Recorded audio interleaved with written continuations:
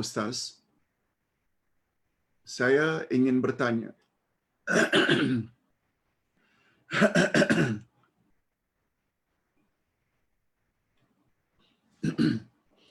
Bagaimana pandangan Ustaz tentang cara merawat semua penyakitnya?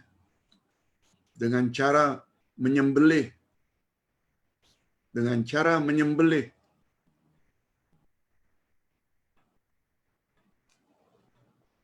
simbolik leher. Kononnya ada jin di dalam badan pesakit. Walaupun bukan semua pesakit ada jin. Bacaannya pun tidak jelas. Dan dia mendakwa ada orang menghantar jin pada pesakit. Terima kasih Pak Ustaz.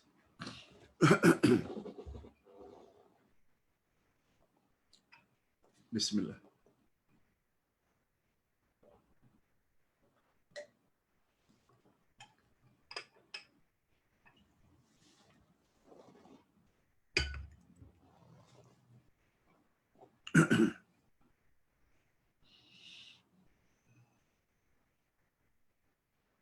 Bagaimana pandangan Pak Ustaz tentang cara merawat semua pesakit? Semua pesakit. Jadi orang yang merawat semua pesakitnya dengan cara menyembelih simbolik ke arah leher. Kononnya ada jin di dalam badan pesakit. Walaupun bukan semua pesakit ada jin. Bacaannya pun tidak jelas. Dan dia mendakwa ada orang yang menghantar jin kepada pesakit. Sebagaimana kita sama-sama maklum, sihir ada kaitannya dengan kerjasama dengan jin atau syaitan. Kalau yang merawat ini beranggapan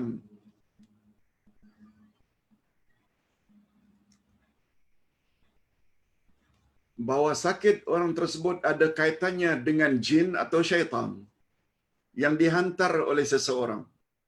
Ini menurut dia.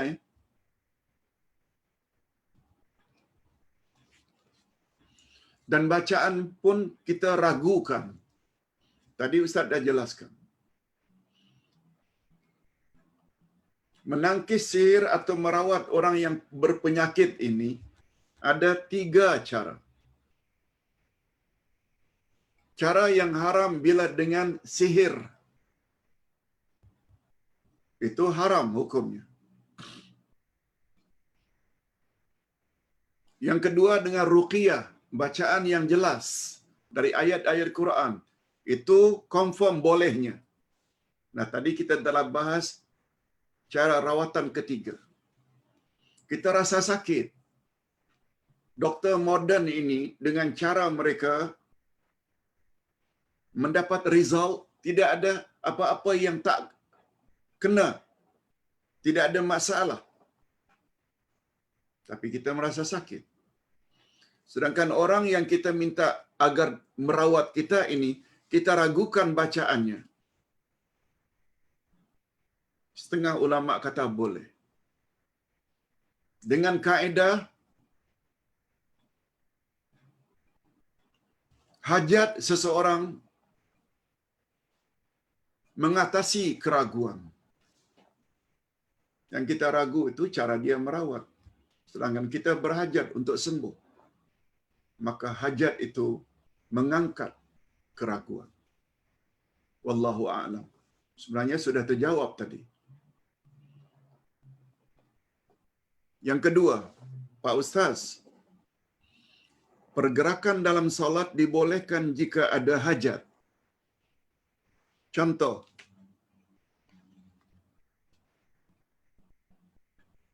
ada binatang berbisa. Jadi kita perlu cari alat pemukul, sama ada kayu, dada, akan beralih dari kiblat. Bagaimana Pak Ustaz?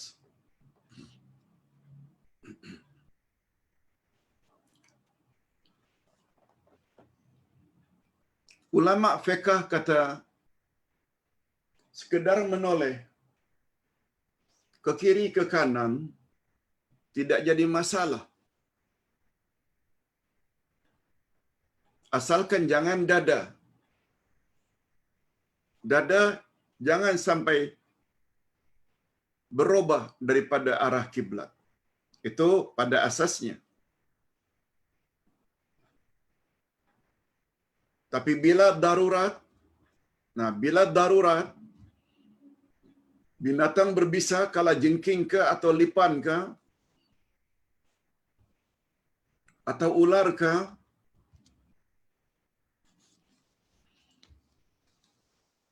malah apabila berhadapan dengan sesuatu yang sangat berbahaya, kita boleh batalkan. Boleh batalkan salat kita. Asalnya tak boleh. Sebab ada kaedah yang menyebut ad-darurat tubihul mahzurat. Bila dah sampai ke peringkat darurat, yang tak boleh jadi boleh. Ustaz buat contoh. Orang di samping kita sedang salat, tiba-tiba jatuh. Tak sadarkan diri. Bagi Ustaz, boleh orang yang bersebelahan kiri dan kanannya itu membatalkan salatnya dan mengangkatnya ke belakang untuk diselamatkan. Kalau sudah sampai menggelupur. Apalagi ketika itu baru rakaat yang pertama. Masih lama lagi. Boleh mati kalau tidak. Ini namanya bab emergency, darurat. Apalagi kalau sekedar mengambil tongkat atau kayu untuk kita pukul. Demi kesempurnaan salat kita. Sebab bila dia menjalar sampai ke belakang kita, yang kita tak akan dapat mengikuti, melihatnya, membuat kita hilang khusyuk. Sekedar bergerak, pukul, tidak jadi masalah. Cuma bila ditanya, macam mana dengan dada Ustaz? Ada riwayat bahawa Rasulullah pada satu hari sakit. Sehingga beliau diganti oleh Abu Bakar sebagai imam subuhnya. Setelah takbir, membaca Al-Fatihah, Abu Bakar terasa dari langkah-langkah atau dehemnya Rasulullah. Karena sahabat karib, dia perasan itu Rasulullah yang datang, dia menoleh ke arah kanan, betul, Rasulullah sedang masuk ke saf bahagian kanan. Rasulullah sallallahu alaihi wasallam melihat ke arah Abu Bakar. Begitu Abu Bakar melihat, Rasulullah melihat sambil memberi isyarat. Carry on. Teruskan. Tapi Abu Bakar tetap berundur sebagai penghormatan kepada baginda, merasa tidak wajar menjadi imam sedangkan makmumnya Rasulullah. Rasulullah sallallahu alaihi wasallam akhirnya bergerak menuju ke arah Abu Bakar untuk mengganti Abu Bakar yang sudah mundur. Bayangkan pergerakan Nabi. Sudah pasti lebih dari 3 langkah. Walaupun banyak yang berpendapat, kalau tidak bergerak pun jangan lebih dari 3 langkah. Berapa langkah Nabi untuk sampai kepada Abu Bakar? Dada Nabi juga barangkali sudah tidak lagi menghadap ke arah kiblat. Pokoknya, bila dah sampai ke peringkat emergency, semuanya itu dibolehkan. Berdasarkan kaedah, ad-darurat tubihul mahzurat. Bila dah sampai ke peringkat emergency, apa yang asalnya tak boleh, hukumnya jadi boleh. Sebagaimana kita selalu sebut, daging khinzir, darah, bangkai pada asalnya haram dimakan. Tetapi untuk kelangsungan hidup, Kalau tak makan sesuatu, boleh bawa mati. Boleh makan daging khinzir. Dengan dua syarat. Kita tak mau. Yang kedua, tidak berlebih-lebihan. Allahu a'lam. Itu sebabnya selain kita belajar Quran dan Sunnah, Ustaz anjurkan, Ustaz juga bercadang nak buat satu buku. Kaedah usuliyah. Iaitu kaedah-kaedah yang membuat kita tidak jadi orang yang ekstrim. Mentang-mentang tahu Quran, Sunnah Nabi, bila tak tahu kaedah, dia akan jadi orang yang keras dalam beragama. Padahal ada peruntukan-peruntukan. Kita jangan hanya belajar azimah, hukum-hukum asal, kita juga perlu belajar rukhsah, hukum-hukum kelonggaran. Baru nampaknya Islam itu cantik, baru nampaknya Islam itu agama yang mudah sebenarnya, bukan menyusahkan. Baik. Pertanyaan yang ketiga. Assalamualaikum Uday. Adakah amalan mengamalkan sesuatu ayat bacaan dengan niat duniawi? Contoh, elak diri dijauhkan daripada malapetaka, akan mengundang jin,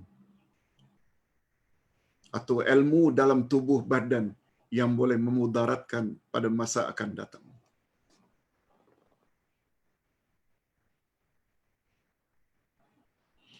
Hadirin dan hadirat, permohonan kita kepada Allah dibolehkan bukan hanya untuk keselamatan akhirat. Ingat ya, doa permohonan kepada Allah untuk keselamatan kita, kita dibolehkan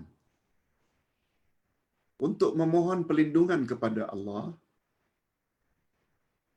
sama ada daripada bahaya di dunia dan bahaya di akhirat. Coba sebagai contoh. Rabbana atina fid dunya hasanah wa fil akhirati hasanah wa qina adzabannar. Ya Allah, berilah aku kebaikan di dunia dan kebaikan di akhirat, dan hindarkan aku dari azab api neraka. Maknanya kita mohon perlindungan bukan dari azab neraka saja, juga daripada tercemarnya maruah kita ketika di dunia. Terhindarnya kita dapat malu karena perbuatan diri kita atau keluarga kita. Juga boleh.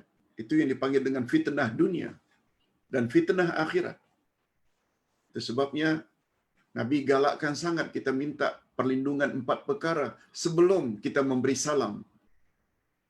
Kata Nabi, apabila kamu selesai salat tahiyat akhir, mintalah perlindungan dari 4 perkara.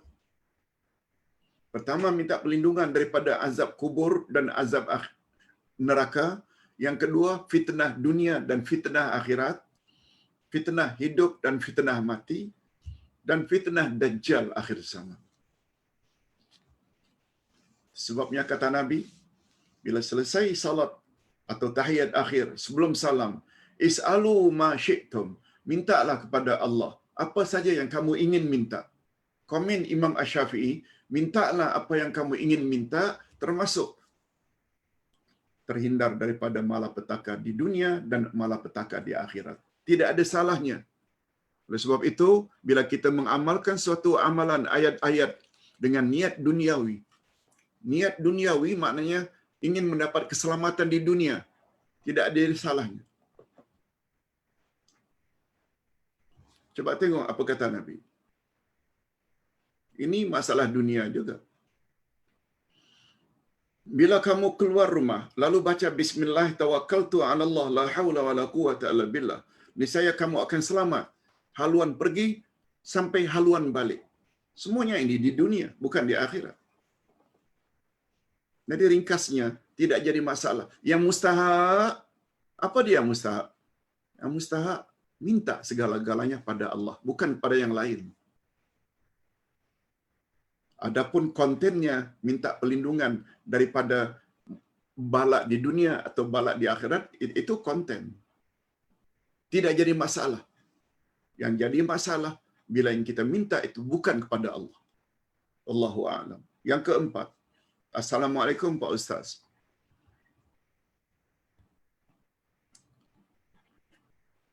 Adakah amalan membaca ayat 30 surah Al-Anbiya? Membaca ayat 30 surat Al-Anbiya sebanyak 3 kali selepas salat subuh bagi tujuan mengobati sakit mati pucuk adalah daripada Nabi sallallahu alaihi wasallam? Adakah doa amalan tertentu daripada Nabi untuk mengobati penyakit itu? Hadirin dan hadirat rahimakumullah. Kita cari dulu ayat yang dimaksudkan, ayat 30 surat Al-Anbiya. Di mana kesesuaiannya? Hadirin dan hadirat rahimakumullah. Ustaz ulang. Surat Al-Anbiya ayat 30 berbunyi, Awalam yaral ladzina kafaru anna as-samawati wal arda kanata ratqan fafataqnahuma wa ja'alna minal ma' kulla syai'in hayyin afala yu'minun. Ayat 30 surat Al-Anbiya. Yes. Coba dengar terjemahannya. Yang dikatakan bila dibaca ini 3 kali selesai salat subuh, maka dia boleh merawat orang yang mati pucuk. Terjemahannya, dan apakah orang-orang kafir tidak mengetahui bahwa langit dan bumi kedua-duanya dahulunya menyatu? Langit dan bumi dulunya menyatu. Kemudian Allah pisahkan antara keduanya, langit lain, bumi lain. Dan kami jadikan segala sesuatu yang hidup berasal daripada air. Maka mengapa mereka tidak beriman? Hadirin dan hadirat, sebagaimana Ustaz sebutkan tadi, semua ayat Quran boleh jadi obat. Tidak semestinya ayat 30 itu. Kalaulah mati pucuk itu adalah satu penyakit, dia perlu diobat. Ada setengah ulama cara mengobatinya dengan menyebut banyak-banyak nama-nama Allah yang membawa makna kokoh, kuat, gagah, seperti Ya Jabbar, Ya Qawi, Ya Matin. Banyak baca-baca itu, insya-Allah mati pucuknya akan dapat dirawat. Dan baca ayat-ayat Al-Quran. Tak salah baca ayat 30, kalau itu yang dipanggil dengan mujarrabat, pernah dicoba oleh orang-orang dahulu, lalu diamalkan, tak mengapa, asalkan jangan kata dia datang dari Nabi sallallahu alaihi wasallam. Wallahu a'lam. Yang kelima, Ustaz, semasa baca ruqyah, bolehkah kita tukar dhamir bacaan? Contoh kita ucapkan, aku memohon perlindungan dengan namamu yang agung, agar sembuhkan orang ini dari sakit yang dia alami. Adakah boleh, Ustaz? Boleh. Ini yang Ustaz baru sebutkan. Kalau selama ini dia mati pucuk, lemah, tidak function, dan dia perlu dirawat, sebab pasangan dia memerlukan nafkah zahir dan batin. Bukan zahir saja, juga batin. Dia memerlukan suaminya. Sebagaimana Allah sebut dalam Al-Quran, kamu adalah pakaian bagi suamimu, dan suamimu itu adalah pakaian bagi kamu. Maksudnya, suami isteri saling memerlukan. Termasuk bab seks. Oleh sebab itu, bila seseorang itu mati pucuk, dia perlu dirawat. Dan cara merawatnya, selain obat-obatan, juga melalui ruqyah, melalui doa. Dan doa yang sangat dikabulkan oleh Allah, bila diawali dengan menyebut nama-nama Allah yang ada kaitan dengan keperluan kita. Ingin rezeki, panggil Ya Razzaq. Ingin agar hati kita lembut, panggil Allah, Ya Latif, Ya Latif, lembutkanlah hatiku. Minta dikasihani, panggil Ya Allah, Ya Rahman, Ya Rahim, irhamni. Ya Allah yang Maha Pengasih, yang Maha Penyayang, kasihi dan sayangilah daku. Bila ternyata kita ada bahagian yang kita perlu agar Allah pulihkan, kita panggil dia dengan Ya Qawi, wahai Allah yang Maha Kuat. Ya Matin, wahai Allah yang Maha Kokoh. Ya Jabbar, wahai Allah yang boleh membuat apa saja, tidak ada salahnya. Tidak ada salahnya. Wallahu a'lam.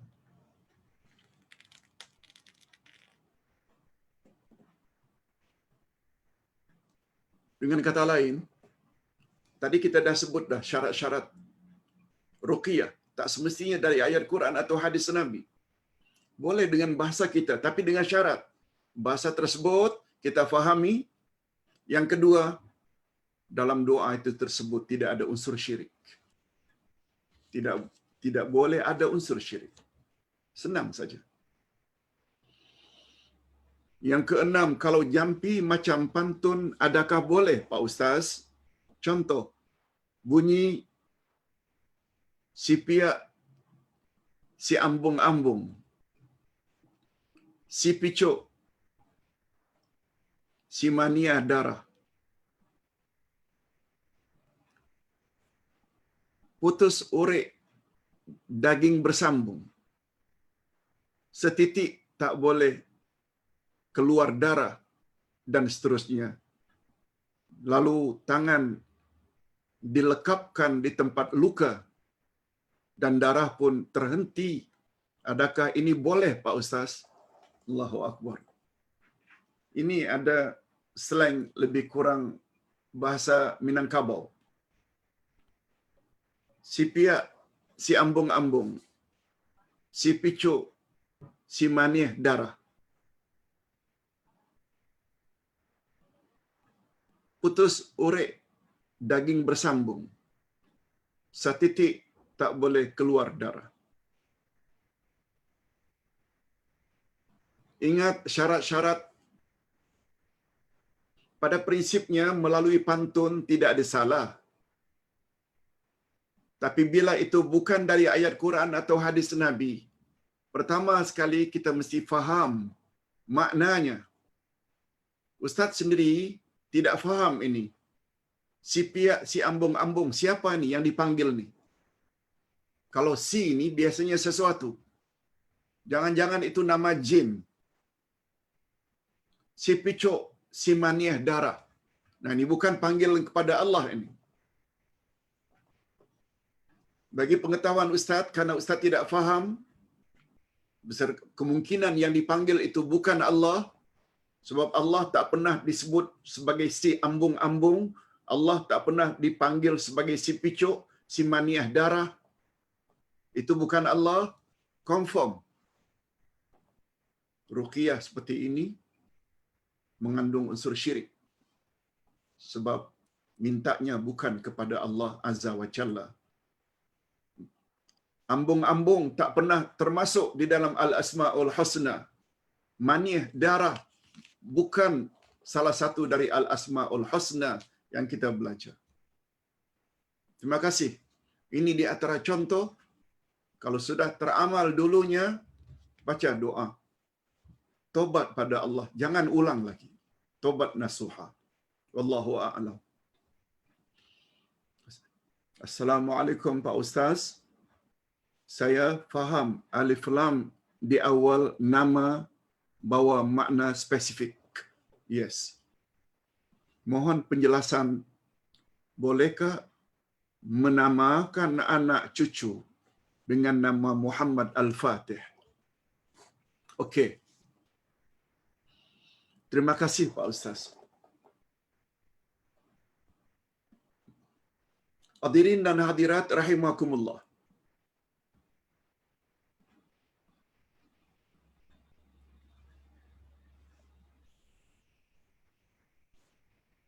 Pemimpin peperangan zaman dahulu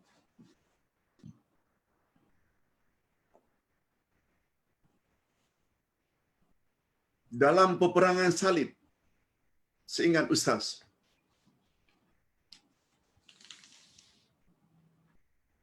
Dia mendapat gelaran Al-Fatih. Al-Fatih maknanya pembuka sesuatu kota. Itu sebabnya peperangan. Itu sebabnya peperangan.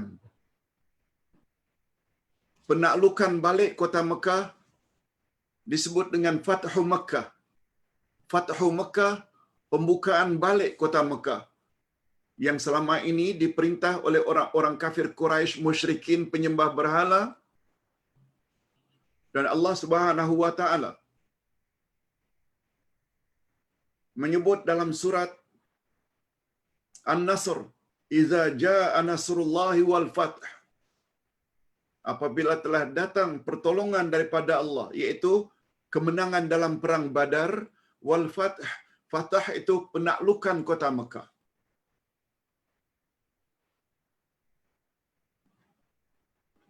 Nabi Muhammad sallallahu alaihi wasallam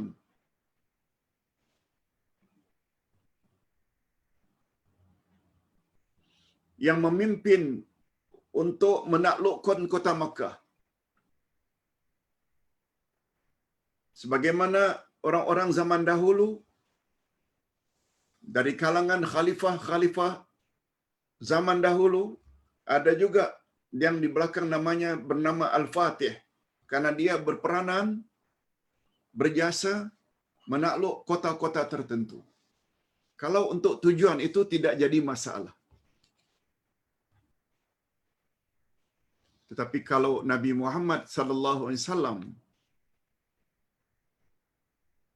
dalam salawat Al-Fatih dikatakan Al-Fatihu lima ughliqa. Nabi itu adalah pembuka apa yang tertutup. Secara umum tak boleh. Sebab itu adalah sifat Allah Azza wa Jalla. Termasuk sebagaimana yang Ustaz contohkan tadi. Nabi hanya boleh memberi hidayah dalam memberi penjelasan dan bimbingan, tetapi membuka hati seseorang sehingga mengamalkan apa yang dia tahu, itu kerja Allah Azza wa Jalla. Oleh sebab itu, walaupun ada setengah ulama mengatakan boleh, tapi ulama yang lain kata tak boleh. Sebab itu sudah memberi Nabi Muhammad salah satu sifat bagi Allah. Tetapi andai kata niat kita memberi nama anak Muhammad Al-Fatih, Al-Fatih dengan makna Al-Fatih ini boleh juga membawa makna anak yang cerdas.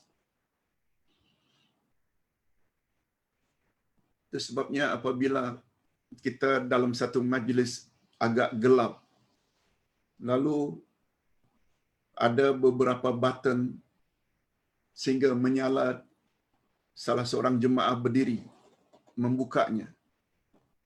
Dia yang membuka lampu sehingga nampaknya jelas dan terang. Orang Arab selalu berdoa,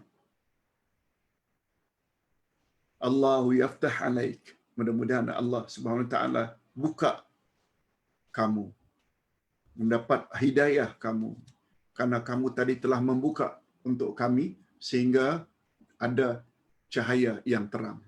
Karena dia membuka, lalu kita minta sebagai Allah bukakan hati dia supaya mendapat hidayah.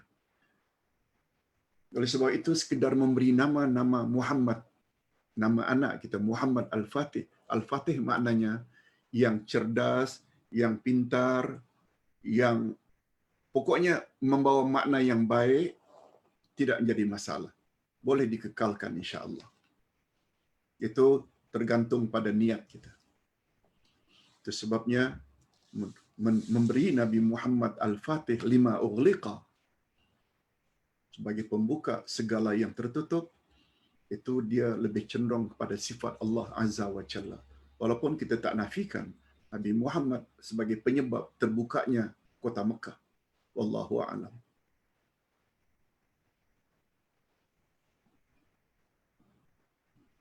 Hadirin dan hadirat rahimakumullah. Yang ke-8. Assalamualaikum Pak Ustaz, apakah amalan surah Yasin 7 mubin. Boleh menolak sihir terhadap kita. Terima kasih Pak Ustaz. Tadi Ustaz ada sebut, amalan itu tidak datang dari Nabi. Tetapi andai kata dia telah diamalkan oleh orang-orang dahulu, yang dengan amalan tersebut berkesan, terhindar seseorang itu daripada sihir. Tadi kita dah sebut, bab ini termasuk bab ruqyah. Bab ruqyah ini boleh dengan ayat Quran, boleh dari hadis Nabi, boleh selain daripada itu. Begitu juga ayat Quran. Apabila kita baca dengan niat dia sebagai pelindung, sebagai penyebab untuk melindungi kita, ada yang dinamakan mujarrabat. Mujarrabat dari kata jarraba yujarribu tajriban. Mujarraban maknanya try. Try maknanya coba. Amalan tersebut pernah dicoba oleh orang-orang zaman dahulu. Ustaz buat contoh. Ketika Ustaz dulu di sekolah menengah, di interview untuk masuk universiti, Ustaz gugup, gemetar. Lalu Ustaz create satu amalan dengan keyakinan surat Al-Ikhlas. Sekali dibaca sama dengan membaca 10 juzuk. Bila kita baca 3 kali, seolah-olah kita membaca satu Al-Quran. Ini sebagaimana yang disuruh oleh Nabi untuk Aisyah radhiyallahu anha. Kata Nabi, Aisyah, sebelum tidur, bagus kalau kamu khatamkan Al-Quran. Aisyah jawab, macam mana ya Rasulullah, tidak khatam sebelum tidur? Kata Nabi, bukankah satu kali baca surat Al-Ikhlas sama dengan 10 juzuk, sepertiga Al-Quran, bacalah 3 kali. Kata Nabi. Lalu Ustaz dalam keadaan gugup tadi, teringat itu semua. Lalu Ustaz baca 3 kali Qul huwallahu ahad. Dengan harapan dia dapat merawat rasa gugup, gemetarnya Ustaz sebelum diinterview. Subhanallah. Mujarrab ini. Mujarrab bukan makbul ya.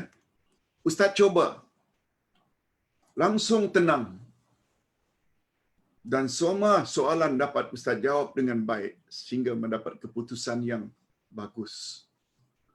Lalu Ustaz perturunkan amalan Ustaz itu pada anak cucu. Kalau kamu takut, gemuruh, berhadapan dengan sesuatu, baca ini. Begitu juga kata Nabi, apabila kamu takut dianiaya oleh seseorang, sedangkan kita perlu jumpa dia, kita dipanggil, kita tak tahu, dan kita tahu dia orang yang agak suka kenakan orang, zalimi orang. Kata Nabi, baca doa, Bismillahilladzi la yadurru, maaf. Apa kata Nabi? Allahumma ja'alnaka fi nuhurihim wa na'udzubika min syururihim. Baca sebelum jumpa 3 kali. Maknanya, ya Allah, aku letakkan engkau di leher mereka. Dan aku mohon pelindunganmu daripada kejahatan-kejahatan mereka. Mereka itu, ingat siapa yang akan kita temui. Kami letakkan engkau, ya Allah, di depan atau di leher mereka. Dia samalah dengan istilah kita, kalau kita sudah pegang leher seseorang, orang tersebut tidak boleh bergerak. Macam itulah lebih kurang. Tapi itu doa datang dari Nabi sallallahu alaihi wasallam. Insya-Allah kita akan selamat. Ustaz pernah ditanya oleh seseorang yang akan pergi ke Afghanistan zaman dahulu ketika terjadinya peperangan antara Rusia dengan Afghanistan, Kabul. Dan beliau pula akan masuk ke kawasan itu. Apa Ustaz amalan yang saya patut supaya dapat masuk border kawasan itu? Ustaz hanya bekalkan itu. Nah, baliknya beliau beritahu, ya Ustaz, sungguh berkesan. Saya baca sepanjang jalan sebelum sampai border. Nah, sampai border, kami diterima dengan baik, dipersilakan untuk masuk tanpa halangan. Nah, ini sebagai contoh-contoh sesuatu yang apabila kita berbalik kepada Allah Subhanahu wa taala tidak jadi masalah. Jadi berbalik kepada pertanyaan tadi, saya faham alif lam di awal nama membawa makna spesifik. Oh, itu sudah selesai. Assalamualaikum Pak Ustaz. Bahwa kembali kepada Muhammad Al-Fatih tadi. Al-Fatih tadi maknanya kembali kepada Muhammad. Maknanya Muhammad itu Al-Fatih. Dia menjadi orang yang berjaya. Tak jadi masalah. Ustaz dah jelaskan tadi. Apakah amalan surah Yasin 7 mubin? Ini. Cuma bila ditanya dari apakah ia amalan itu datang dari Nabi, jawabnya tidak. Nabi tidak pernah menyebut penambahan mubin 7 kali itu. Umpamanya pada ayat 61.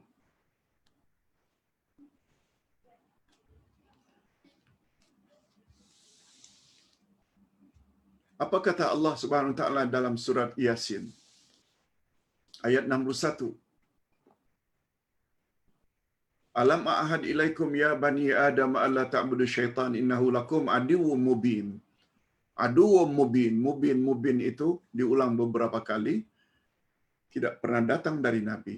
Cuma jika itu pernah diamalkan oleh orang dahulu, ternyata berkesan apa yang dia inginkan, tak mengapa. Itu namanya amal mujarrabat. Asal jangan katakan itu dari Nabi. Boleh insya-Allah. Yang ke-9. Assalamualaikum Pak Ustaz. Adakah ada dalil dari Nabi membaca surat Yasin boleh meringankan azab bagi orang-orang yang sedang nazak, yakni menghadapi sakaratul maut?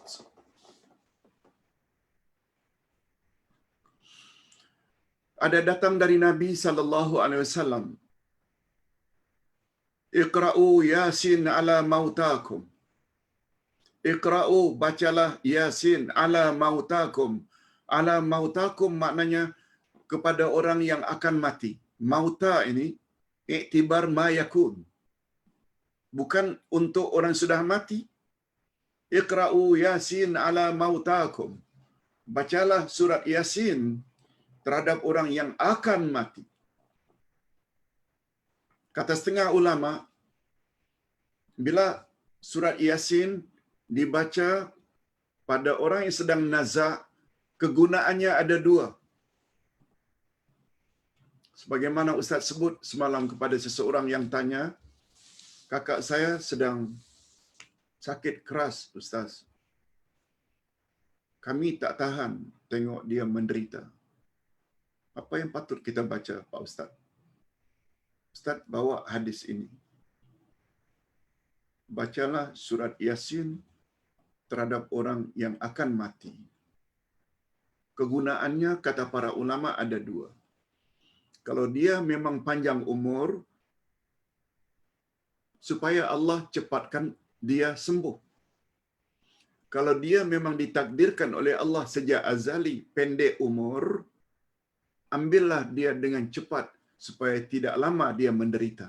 Itu kegunaannya surat Yasin. Bukan minta dia mati, tak semestinya.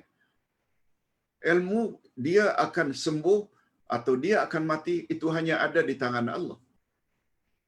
Kalau ternyata dia orang yang akan panjang usia, minta dengan berkat surat Yasin supaya cepat dia bersembuh. Tapi andai kata dia memang umurnya tidak panjang, agar jangan lama menderita, ambillah cepat supaya dia mendapat, supaya dia tidak lama menderita. Ada juga ulama yang berpendapat baca surat Ar-Ra'd. Cuma Ustaz ingin beritahu, menurut kajian Ustaz, bacalah Yasin kepada orang yang akan mati ini, hadisnya dhaif. Hadisnya dhaif. Tetapi karena dia ayat Quran dan dia mengandung fadilat amalan ayat Quran, dengannya kita berdoa, tidak mengapa terhadap hadis dhaif untuk kita amalkan sebagai fadilat amalan. Apalagi yang mengandung doa. Wallahu a'lam. Terakhir, Assalamualaikum Pak Ustaz.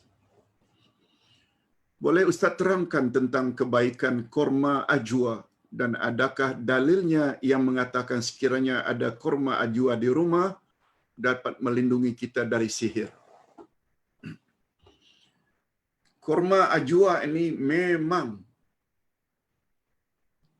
besar fadilatnya.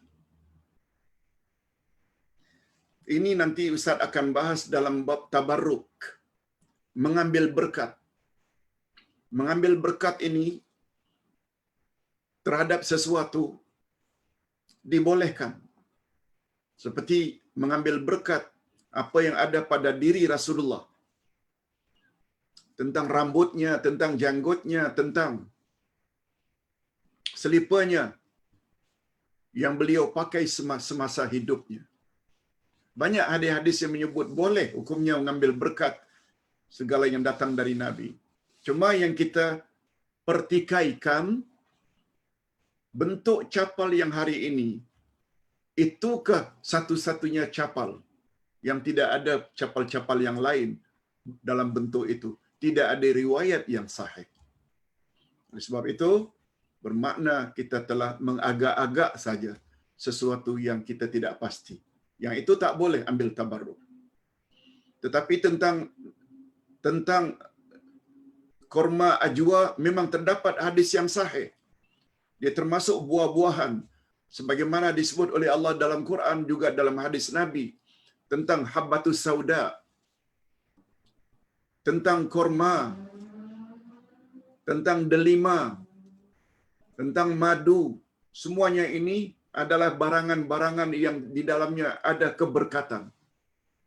Yang Ustaz masih ingat lagi, kalau tak salah dalam buku yang Ustaz tulis, Rawatlah Diri Anda dengan Al-Quran, disebut beberapa hadis bahawa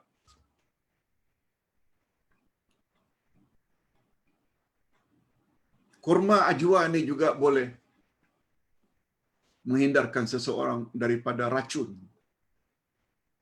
Selain daripada sihir barangkali, Ustaz tidak pasti, tapi